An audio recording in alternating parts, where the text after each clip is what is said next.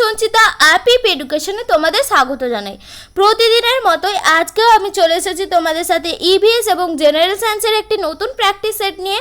আজকে রয়েছে দেখো প্র্যাকটিস সেট নাম্বার 23। এর আগে আমি 22টি প্র্যাকটিস সেটের ভিডিও দিয়ে রেখেছি। তোমরা যারা সেই সমস্ত ভিডিওগুলো দেখোনি তোমরা চাইলেই ভিডিওগুলো দেখে নিতে পারো। দেখো প্রতিটা সেটের মতোই এই সেটেও রয়েছে 30টা প্রশ্ন, আর এই সমস্ত প্রতিটা প্রশ্নই কিন্তু যে কোনো কম্পিটিটিভ পরীক্ষা, আসন্ন এসএলএসটি, পিটি, WBCS, WBP এ আদার্স কম্পিটিটিভ পরীক্ষার জন্য খুবই গুরুত্বপূর্ণ। তাই তোমাদেরকে আমি বলবো তোমরা পুরো ভিডিওটি দেখো স্কিপ না করে, এবং সাথে সাথে তোমরাও অ্যান্সার দেওয়ার চেষ্টা করো। তোমাদের জন্য থাকছে 3 থেকে 4 সেকেন্ড করে সময়, তোমরা তার মধ্যে আনসারটি দাও। আর বলবো তোমরা সবার শেষে কমেন্ট করে জানিও এই 30টা প্রশ্নের মধ্যে তোমরা কতগুলো সঠিক আনসার দিতে পারলে। চলো তাহলে শুরু করা যাক। দেখো আমাদের স্ক্রিনে প্রথম প্রশ্ন রয়েছে, মস্তিষ্কের পর্দা কি নামে পরিচিত? রয়েছে 4টে অপশান, মেনিনজেস, প্লুরা, পেরিকার্ডিয়াম নাকি কোনোটাই নয়। তোমরা বলো কোনটা সঠিক আনসার হবে। দেখো এই প্রশ্নের সঠিক আনসার হয়ে যাবে অপশান এ, মেনিনজেস হলো মস্তিষ্কের পর্দা। এই যে মেনিনজেস পর্দা, এর 3টি স্তর রয়েছে। 3টি স্তর কি কি? 1 নম্বর ডুরা ম্যাটার,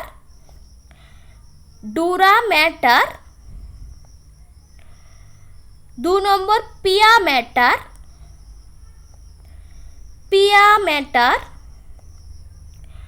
আর 3 নম্বর হবে অ্যারাকনিড ম্যাটার।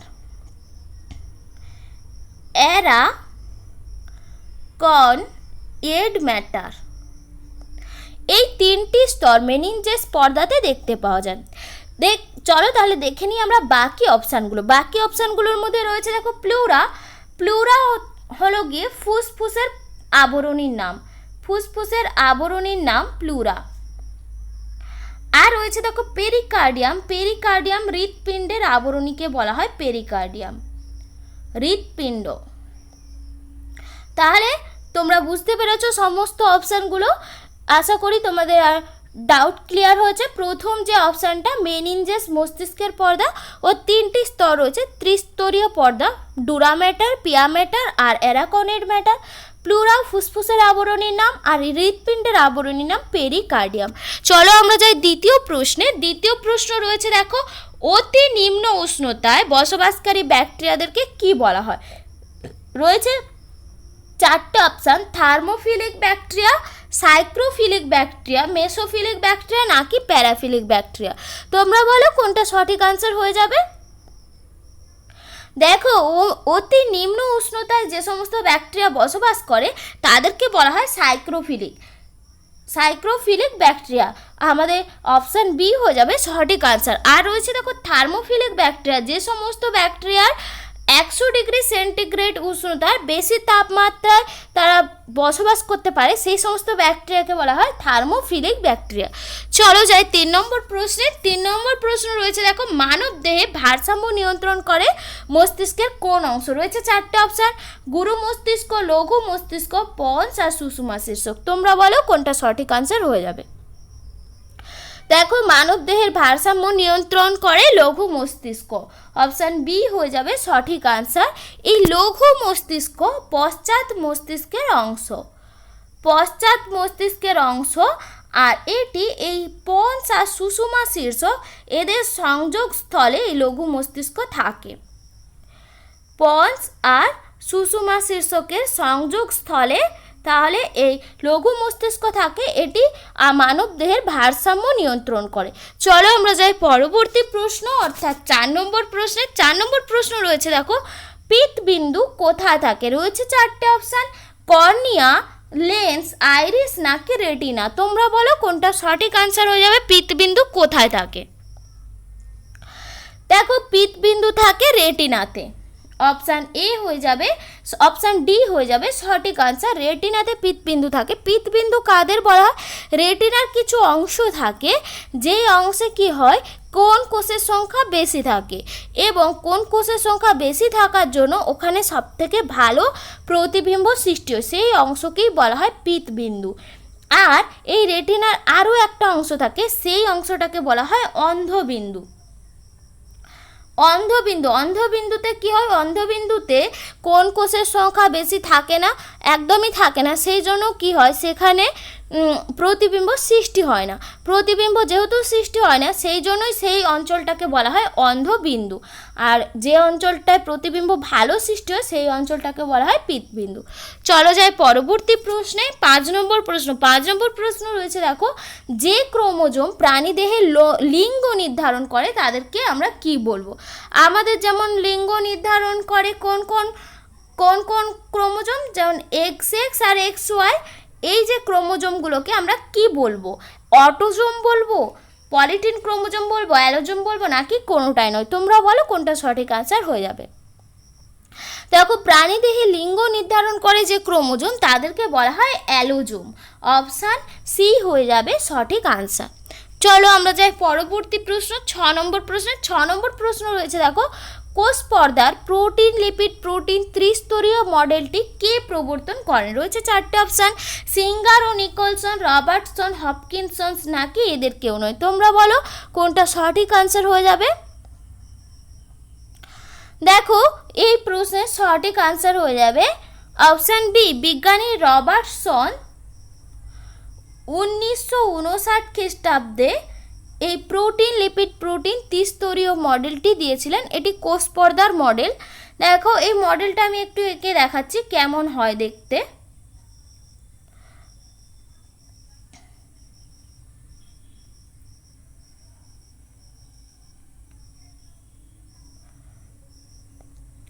কোষ পর্দার মডেলটা এরকম দেখতে হয় অনেকটা।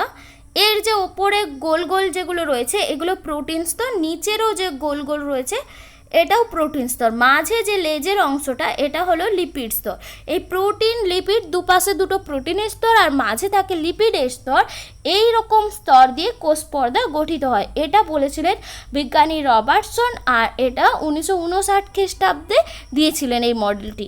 চলো আমরা যাই পরবর্তী প্রশ্নে, 7 নম্বর প্রশ্ন। 7 নম্বর প্রশ্ন রয়েছে দেখো, এনার্জি কারেন্সি কাদেরকে বলা হয়?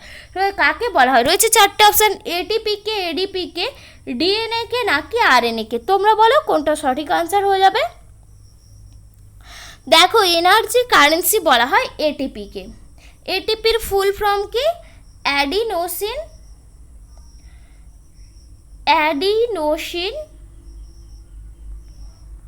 ট্রাইফসফেট। এই অ্যাডিনোসিন ট্রাইফসফেট একমাত্র জীবদেহের একমাত্র অণু অ্যাডিনোসিন ট্রাইফসফেট যে শক্তি জমা রাখতে বা শক্তি সঞ্চয় করতে পারে, সেই জন্যই একে বলা হয় এনার্জি কারেন্সি। দেখো, এই যে একটা এটিপি অণু ভেঙে গেলে, একটা এটিপি অণু যদি ভেঙে যায় সেখান থেকে আমরা 7.3 কিলো ক্যালোরি শক্তি পেতে পারি। একটা এটিপি অণু ভেঙে আমরা 7.3 কিলো ক্যালোরি শক্তি পেতে পারি। এটা মনে রাখবে। দেখো, আমাদের শরীরে যখন প্রয়োজনীয় শক্তি দরকার হয়, ধরো কোনো কারণে কোনো কাজের জন্য শক্তির প্রয়োজন, তখন কি হয়, তখন এই এটিপি অণু ভেঙে গিয়ে কি হয়, এডিপিতে পরিণত হয়। এডিপির ফুল ফর্ম কি? Adenosine diphosphate. এটা ট্রাইফসফেট, এটা ডাইফসফেট। এই এডিপি আবার ভেঙে গিয়ে কি উৎপন্ন হয়? এএমপি। এএমপির পুরো নাম কি? Adenosine monophosphate. তাহলে এই যে এএমপি যখন উৎপন্ন হয়ে যায় তখন কি হয়? শক্তির মুক্তি ঘটে, এবং ওই শক্তি কী করে, তাহলে কোষ আর কলার বিভিন্ন কাজে, যে কাজের জন্য শক্তির প্রয়োজন ছিল সেই কাজের জন্য শক্তিটা ব্যবহৃত হয়। এই এটিপি শক্তিটাকে মুক্ত করে বদ্ধ করে মানে রাখতে পারে বলেই একে বলা হয়, এটিপিকে বলা হয় এনার্জি কারেন্সি। চলো আমরা যাই পরবর্তী প্রশ্নে, 8 নম্বর প্রশ্নে। 8 নম্বর প্রশ্ন রয়েছে দেখো, সিফিলিস রোগের জন্য দায়ী কোনটি? রয়েছে 4টে option, Neisseria, gonorrhoea, HIV, ট্রিপোনিমা pallidum, নাকি কোনোটাই নয়? তোমরা বলো কোনটা সঠিক আনসার হয়ে যাবে। দেখো, এই প্রশ্নের সঠিক আনসার হয়ে যাবে অপশান সি, ট্রিপোনিমা প্যালিডাম সিফিলিস রোগের জন্য দায়ী। সিফিলিস রোগের লক্ষণ কি? মিউকাস পর্দা, জনন অঙ্গের চারপাশে ক্ষত দেখা যায়, মাঝে মাঝে সেই ক্ষত মুখের চারপাশেও দেখা যায়। এই রোগটার লক্ষণ হলো এই যে লক্ষণগুলো, এগুলো সিফিলিস রোগের দেখা যায়। আর দেখো যে অপশানগুলো রয়েছে, নিসেরিয়া গনোরিয়া। নিসেরিয়া গনোরিয়া হলো গনোরিয়া রোগের জীবাণু। গনোরিয়া রোগ হয় এই নিসেরিয়া গনোরিয়া যে জীবাণুটার জন্য। আর রয়েছে দেখো এইচআইভির জন্য আমরা সবাই জানি এইডস রোগ হয়। এইডস রোগের জন্য এইচআইভি ভাইরাসটা দায়ী।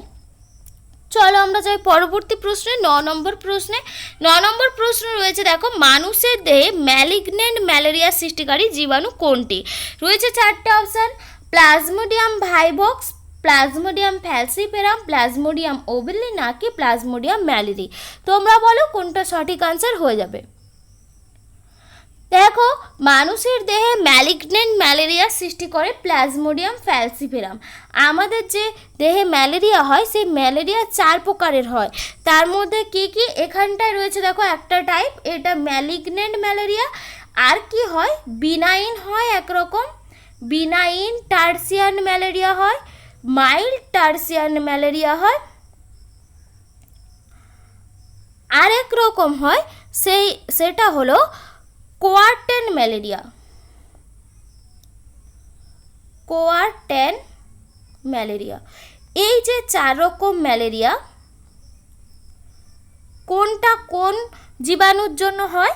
দেখো, প্লাজমোডিয়াম ভাইভাক্সের জন্য হয় বিনাইন ম্যালেরিয়া, আর ম্যালিগন্যান্ট ম্যালেরিয়া হয় প্লাজমোডিয়াম ফ্যালসিপেরামের জন্য, আর প্লাজমোডিয়াম ওভেলির জন্য হয় মাইল্ড টার্সিয়ান ম্যালেরিয়া, আর প্লাজমোডিয়াম ম্যালেরির জন্য হয় কোয়ার্টেন ম্যালেরিয়া।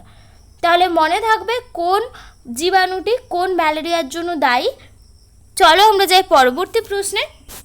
পরবর্তী প্রশ্ন রয়েছে দেখো, 10 নম্বর প্রশ্ন, স্নায়ু সন্ধিতে নিঃসৃত রাসায়নিক পদার্থকে কি বলা হয়? রয়েছে 4টে option, tropic hormone, neurotransmitter, neurohormone নাকি প্যারাক্রিন হরমোন। তোমরা বলো কোনটা সঠিক আনসার হয়ে যাবে। দেখো, স্নায়ু সন্ধি বলতে বোঝায় একটা স্নায়ু শেষ আর অপর স্নায়ু শুরু, এই রকম যে জোনটা, এই জোনটায় নিউরো ট্রান্সমিটার থাকে। এরকম জোনটা, এই স্নায়ুটা শেষ হচ্ছে আর এই স্নায়ুটা শুরু হচ্ছে, এই যে জোনটায় নিউরো ট্রান্সমিটার থাকে এটাকে বলা হয় স্নায়ুসন্ধি অঞ্চল। এই নিউরো ট্রান্সমিটার স্নায়ু সন্ধিতে তাহলে কি বললাম, কি থাকে? নিউরো ট্রান্সমিটার থাকে। অপশান বি হয়ে যাবে সঠিক আনসার। একটা নিউরো ট্রান্সমিটারের নাম কি? Acetylcholine. মনে রাখবে, অ্যাসিটাইল কোলিন।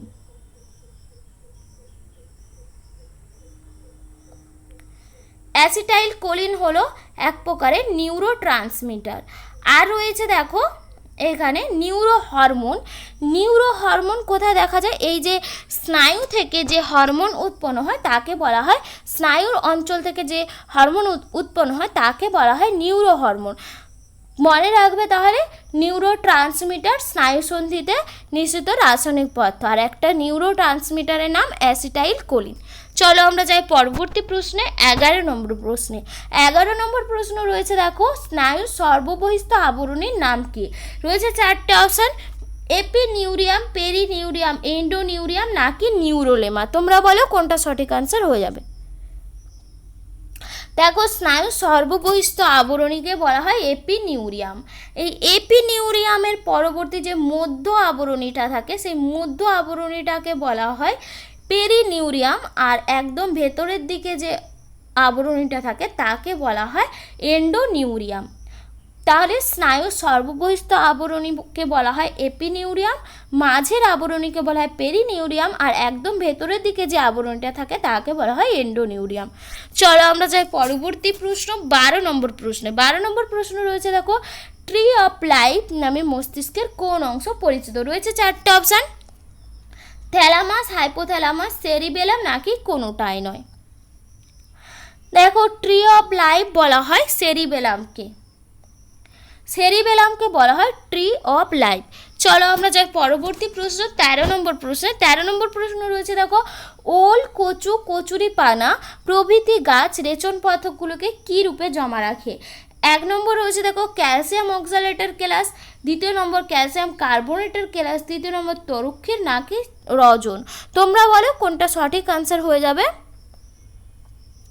দেখো ওল, কচু, কচুরিপানা এরা কি করে, এদের যে রেচন পদার্থকে ক্যালসিয়াম অক্সালেটের কেলাস রূপে জমা রাখে। অপশান এ হয়ে যাবে সঠিক আনসার। এই ক্যালসিয়াম অক্সালেটের যে কেলাসগুলো দেখতে অনেকটা ছুঁচের গোছার মতো হয়, ছুঁচের গোছার মতন হয় বলে এটাকে কি বলা হয়, র্যাফাইড বলা হয় এদেরকে, র্যাফাইড। মনে রাখবে অনেক সময়ই কিন্তু দেয় র্যাফাইড কি, তখন বলতে হবে যে ওল, কচু, কচুরিপানা গাছে যে রেচন পদার্থগুলো জমা রাখে সেগুলো দেখতে, সেগুলো ক্যালসিয়াম অক্সালেটের কেলাস হয়। এই ক্যালসিয়াম অক্সালেটের কেলাসগুলো দেখতে অনেকটা ছুঁচের গোছার মতন হয় বলে এদেরকেই বলা হয় র্যাফাইড। চলো আমরা যাই পরবর্তী প্রশ্নে, 14 নম্বর প্রশ্নে। 14 নম্বর প্রশ্ন রয়েছে দেখো উন্মুক্ত পাথরে প্রাথমিক সাকসেশন শুরু করে কে। রয়েছে 4টে অপশান, বিরুৎ, প্রাণী, বৃক্ষ নাকি লাইকেন। উন্মুক্ত পাথরে প্রাথমিক সাকসেশন শুরু করে কোনটি। দেখো উন্মুক্ত পাথরে প্রাথমিক সাকসেশন শুরু করে লাইকেন। লাইকেন কিসের মিথজীবিতা, কোন কোন এর মিথজীবিতা, শৈবাল আর ছত্রাক। শৈবাল আর ছত্রাক এই দুটোর মিথজীবিতায় গঠিত হয় লাইকেন, অ্যালগি আর ফাঙ্গি। তাহলে আর এটা উন্মুক্ত পাথরে প্রাথমিক সাকসেশন শুরু করে। চলো আমরা যাই পরবর্তী প্রশ্নে, 15 নম্বর প্রশ্নে। 15 নম্বর প্রশ্ন রয়েছে দেখো কার্বন মনোক্সাইডের প্রভাবে মৃত্যু হতে পারে কারণ এটি ড্যাশকে ধ্বংস করে। এটি কী কে ধ্বংস করে, ফাইটোক্রোম, সাইটোক্রোম, হিমোগ্লোবিন নাকি কোনোটাই নয়। দেখো কার্বন মনোক্সাইড আমাদের হিমোগ্লোবিনকে নষ্ট করে দেয়। অপশান সি হয়ে যাবে সঠিক আনসার। এই কারণে কিন্তু আমাদের মৃত্যু ঘটতেও পারে যদি কার্বন মনোক্সাইডের দূষণ বেশি হয়ে যায়। চলো আমরা যাই পরবর্তী প্রশ্নে, 16 নম্বর প্রশ্ন। 16 নম্বর প্রশ্ন রয়েছে দেখো স্টেথোস্কোপে কোন ঘটনার ব্যবহারিক প্রয়োগ করা হয়। রয়েছে 4টে অপশান, শব্দের অনুরণন, শব্দের প্রতিফলন, শব্দের প্রতিসরণ নাকি কোনোটাই নয়। দেখো স্টেথোস্কোপ দিয়ে আমরা যে পালস রেট মাপি, আমরা পালস রেট কিসের সাহায্যে মাপি বা প্রেসার মাপি, সেই যে প্রেসারের যে আওয়াজটা আমরা কানে শুনতে পাই সেটা শব্দের মাধ্যমে। তাহলে এটা শব্দের, এইখানে কোন ঘটনার ব্যবহারিক প্রয়োগ করা হয়, শব্দের প্রতিসরণ, শব্দের প্রতিফলন। অপশান বি হয়ে যাবে সঠিক আনসার। শব্দের প্রতিফলনকে ওখানে কাজে লাগানো হয়। চলো আমরা যাই পরবর্তী প্রশ্ন, 17 নম্বর প্রশ্নে। 17 নম্বর প্রশ্ন রয়েছে দেখো সমপরিমাণ জল অপেক্ষা সমপরিমাণ দুধ তাড়াতাড়ি গরম হয়, এর কারণ কি। রয়েছে 4টে অপশান, জলের আপেক্ষিক তাপ বেশি, দুধের আপেক্ষিক তাপ বেশি, উভয়ের আপেক্ষিক তাপ সমান নাকি কোনোটাই নয়। তোমরা বলো কোনটা সঠিক আনসার হয়ে যাবে। দেখো এখানে উভয়ের যদি আপেক্ষিক তাপ সমান হতো, আপেক্ষিক তাপ মানে সে একক সময়ে ওই বস্তুটা কতটা পরিমাণ তাপ গ্রহণ করছে তাকে বলা হয় আপেক্ষিক তাপ, ঠিক আছে।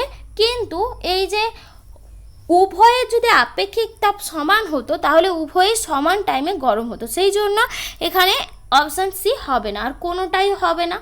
এরপরে রয়েছে দেখো দুধের আপেক্ষিক তাপ বেশি। দুধের আপেক্ষিক তাপ যদি বেশি হতো তাহলে দুধ গরম হতে বেশি সময় লাগতো। দুধের আপেক্ষিক তাপ কম বলে দুধ তাড়াতাড়ি গরম হয়। আর এখানে অপশান হয়ে যাবে অপশান এ, জলের আপেক্ষিক তাপ সবচেয়ে বেশি।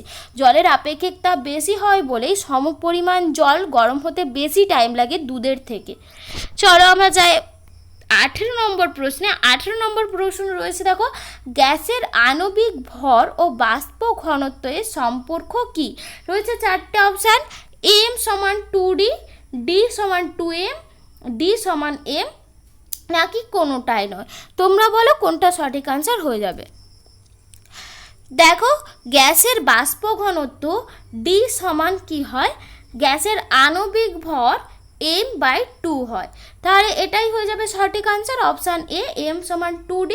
এটা হয়ে যাবে তাহলে গ্যাসের আণবিক ভরের সাথে বাষ্প ঘনত্বের সম্পর্ক। চলো আমরা যাই পরবর্তী প্রশ্নে। 19 নম্বর প্রশ্ন। 19 নম্বর প্রশ্ন রয়েছে দেখো, জার্মান সিলভারে সিলভার কত পরিমাণ থাকে? রয়েছে চারটে অপশান, 0%, 90%, 100% নাকি 10%। দেখো জার্মান সিলভারে কিন্তু জার্মান থাকে না, অর্থাৎ সিলভার থাকে না, এটা হয়ে যাবে 0%। নামটাই জার্মান সিলভার, কিন্তু জার্মান সিলভারে সিলভার থাকে না। কি কি দিয়ে জার্মান সিলভার গঠিত হয়? কপার, জিঙ্ক আর নিকেল, এই তিনটে দিয়ে জার্মান সিলভার তৈরি করা হয়। এই তিনটে ধাতু সংকরায়নে জার্মান সিলভার তৈরি হয়, কিন্তু জার্মান সিলভারে সিলভার থাকে 0%। চলো আমরা যাই পরবর্তী প্রশ্ন, 20 নম্বর প্রশ্নে। 20 নম্বর প্রশ্ন রয়েছে দেখো, নন স্টিকের বাসনপত্র তৈরি করা হয় কি দিয়ে? রয়েছে চারটে অপশান, পলিথিন, টেফলন, পিভিসি নাকি লাইলন। তোমরা বলো কোনটা সঠিক আনসার হবে? দেখো এই প্রশ্নের সঠিক আনসার হয়ে যাবে, ননস্টিকের বাসনপত্র তৈরি করা হয় টেফলন দিয়ে। টেফলন দিয়ে ননস্টিকের বাসনপত্র তৈরি করা হয়। এই টেফলন একটি পলিমার। এটা কোন অণুর পলিমার? এটা হলো টেট্রা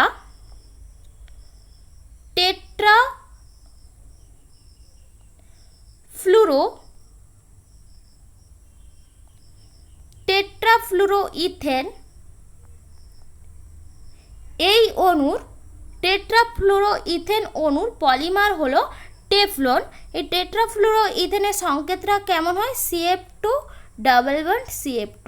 এটা হলো টেট্রাফ্লুরোইথেন, আর এর পলিমার হয় টেফলন। এই টেফলন দিয়ে তাহলে ননস্টিকের বাসনপত্র তৈরি করা হয়। চলো আমরা যাই পরবর্তী প্রশ্নে, 21 নম্বর প্রশ্ন। 21 নম্বর প্রশ্ন রয়েছে দেখো, স্বাভাবিক উষ্ণতায় জল তরল হয়, এর কারণ কি?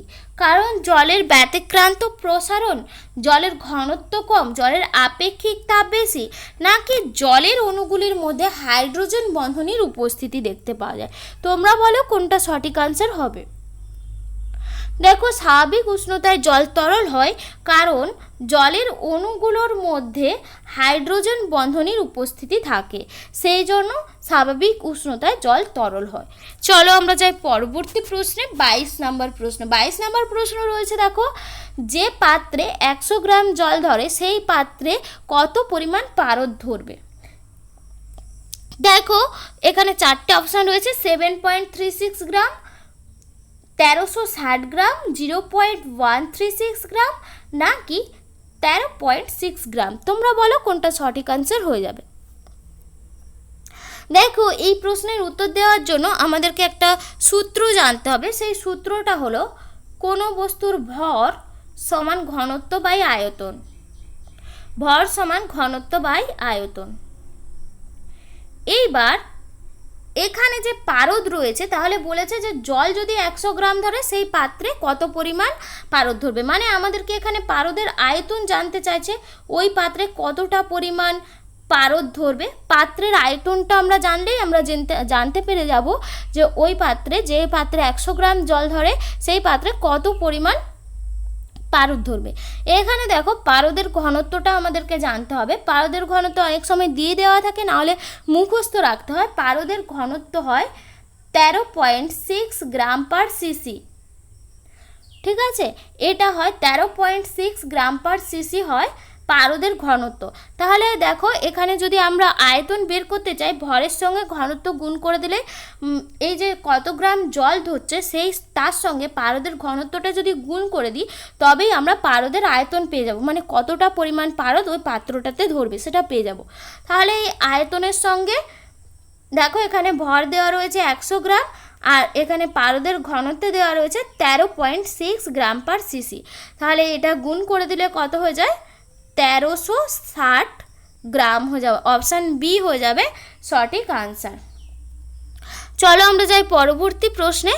পরবর্তী প্রশ্ন রয়েছে দেখো, কোনো বস্তুকে উত্তপ্ত করলে তা থেকে কি বেরিয়ে আসে? রয়েছে চারটে অপশান, ইলেকট্রন, প্রোটন, নিউট্রন নাকি কোনোটাই নয়। তোমরা বলো কোনটা সঠিক আনসার হয়ে যাবে? দেখো কোনো পরমাণুর মধ্যে কোনো পরমাণুর একদম কেন্দ্রে থাকে নিউট্রন আর প্রোটন, একদম কেন্দ্রে নিউট্রন প্রোটন থাকে, আর বাইরে কক্ষপথে ইলেকট্রনগুলো থাকে। ঠিক আছে, বাইরে কক্ষপথে ইলেকট্রনগুলো থাকে। সেই জন্য নিউট্রন প্রোটন যেহেতু একসাথে থাকে, নিউট্রন প্রোটন কিন্তু তাপ দিয়ে সহজে বের করা খুবই কঠিন। নিউট্রন প্রোটন কিন্তু যেহেতু নিউক্লিয়াসে থাকে ওটা কিন্তু বেরিয়ে আসে না, আর বাইরের কক্ষপথে ইলেকট্রনগুলো থাকে বলে ইলেকট্রনগুলোকে তাপ দিলে কিন্তু এরা সহজে বেরিয়ে যায়। এই জন্য সঠিক আনসার হয়ে যাবে অপশান এ। কোনো বস্তুকে যদি আমরা উত্তপ্ত করি তার মধ্যে থেকে ইলেকট্রনগুলো বেরিয়ে আসে। চলো আমরা যাই পরবর্তী প্রশ্ন, 24 নম্বর প্রশ্ন। 24 নম্বর প্রশ্ন রয়েছে, দেখো অম্লরাজে নাইট্রিক অ্যাসিড এবং সালফিউরিক অ্যাসিডের অনুপাত কত? রয়েছে 4টে অপশান, 1:1, 1:2, 1:3 নাকি 3:1। তোমরা বলো কোনটা সঠিক আনসার হয়ে যাবে। দেখো এই প্রশ্নের সঠিক আনসার হয়ে যাবে অপশান সি। অম্লরাজে 1 অণু নাইট্রিক অ্যাসিড থাকে আর 3 অণু সালফিউরিক অ্যাসিড থাকে। এই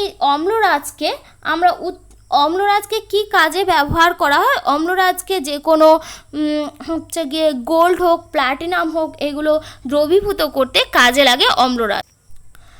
দেখো এই প্রশ্নটা একটু ভুল রয়েছে, এখানে অম্লরাজে নাইট্রিক অ্যাসিড আর হচ্ছে গিয়ে সালফিউরিক অ্যাসিড হবে না, সালফিউরিক অ্যাসিডের বদলে হবে হাইড্রোক্লোরিক অ্যাসিড। এটা মানে মিস্টেক হয়ে গেছে, এটা নাইট্রিক অ্যাসিডের সঙ্গে হাইড্রোক্লোরিক অ্যাসিডের অনুপাত হবে 1:3, অর্থাৎ 3 অণু হাইড্রোক্লোরিক অ্যাসিডের সঙ্গে 1 অণু নাইট্রিক অ্যাসিড মেশালে কি উৎপন্ন হয়? অম্লরাজ উৎপন্ন হয়। এটাকে বলা হয়, এই মিশ্রণটাকে বলা হয় অ্যাকোয়ারিজিয়া বা অম্লরাজ। এই যে দুটো মিশ্রণ, এই দুটো মিশ্রণের ফলে কি উৎপন্ন হয়? নাইট্রোসিল উৎপন্ন হয়, নাইট্রোসিল ক্লোরাইড NOCl, আর উৎপন্ন হয় 2 অণু জাইমান ক্লোরিন উৎপন্ন হয়, আর কি উৎপন্ন হয়? জল উৎপন্ন হয়। এই বিক্রিয়াটার ফলে এই যে অ্যাকোয়ারিজিয়ার যে মিশ্রণ, 3 অণু হাইড্রোক্লোরিক অ্যাসিড আর 1 অণু নাইট্রিক অ্যাসিড, এইটার ফলে মিশ্রণটার ফলে কি উৎপন্ন হয়? তাহলে নাইট্রোসিল উৎপন্ন হয়, নাইট্রোসিল ক্লোরাইড। এই যে NOCl এর ফুল ফর্মটা নাইট্রোসিল ক্লোরাইড, আর 2 অণু জাইমান ক্লোরিন উৎপন্ন হয়, 2 অণু জল উৎপন্ন হয়। আর এটা কি কাজে লাগে আগেই বলে দিয়েছি, এটা গোল্ড, প্লাটিনাম, এই সমস্ত যে সমস্ত ধাতু রয়েছে এই ধাতুগুলোকে দ্রবীভূত করতে অম্লরাজ বা অ্যাকোয়ারিজিয়া ব্যবহার করা হয়। চলো আমরা যাই 25 নম্বর প্রশ্নে। 25 নম্বর প্রশ্ন রয়েছে, দেখো ব্লিচিং পাউডারের সংকেত কি? রয়েছে 4টে অপশান। ব্লিচিং পাউডারের সংকেত CaOCl নাকি CaOCl নাকি CaCl2 নাকি CaCl3। তোমরা বলো কোনটা সঠিক আনসার হয়ে যাবে। দেখো এই প্রশ্নের সঠিক আনসার হয়ে যাবে অপশান এ। এটার নাম ক্যালসিয়াম হাইপোক্লোরাইট। ক্যালসিয়াম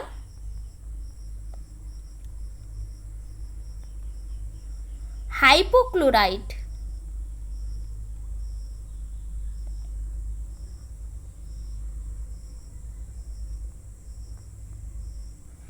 চলো আমরা যাই 26 নম্বর প্রশ্নে। 26 নম্বর প্রশ্ন রয়েছে, দেখো পশ্চিমবঙ্গের পশ্চিমাংশের দীর্ঘতম নদী কোনটি? রয়েছে 4টে অপশান, রূপনারায়ণ, সুবর্ণরেখা, দামোদর